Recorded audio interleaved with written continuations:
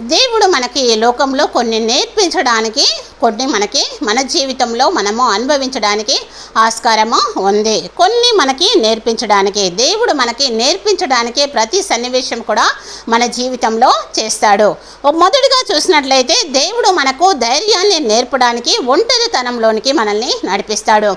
మనకి ధైర్యాన్ని నేర్పడము కోసము, మనకు ధైర్యాన్ని నేర్పడం కోసము మనల్ని ఒంటరితనంలోనికి మనల్ని నడిపిస్తాడు. రెండవదిగా చూసినట్లయితే ఓర్పును మనకు నేర్పడానికి శ్రమల వైపు మనల్ని నడిపిస్తాడు.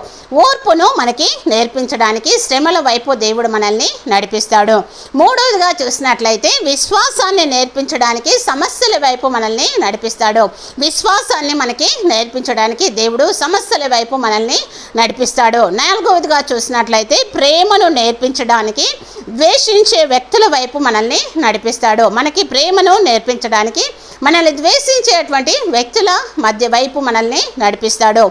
ఐదవదిగా చూసినట్లయితే సహనాన్ని నేర్పించడానికి నిందించేటువంటి వ్యక్తుల వైపు మనల్ని నడిపిస్తాడు. మనకు సహనాన్ని నేర్పించడానికి నిందించేటువంటి వ్యక్తుల వైపు దేవుడు మనల్ని నడిపిస్తాడు.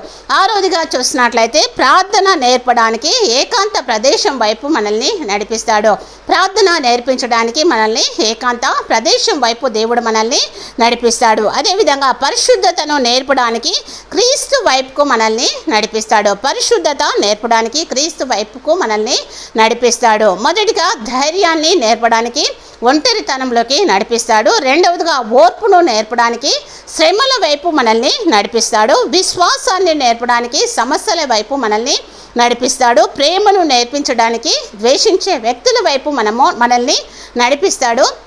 సహనాన్ని నేర్పించడానికి నిందించే వ్యక్తుల వైపు మనల్ని నడిపిస్తాడు. అదేవిధంగా ప్రార్థన చేయడానికి ఏకాంతం ప్రదేశం వైపు దేవుడు నడిపిస్తాడు.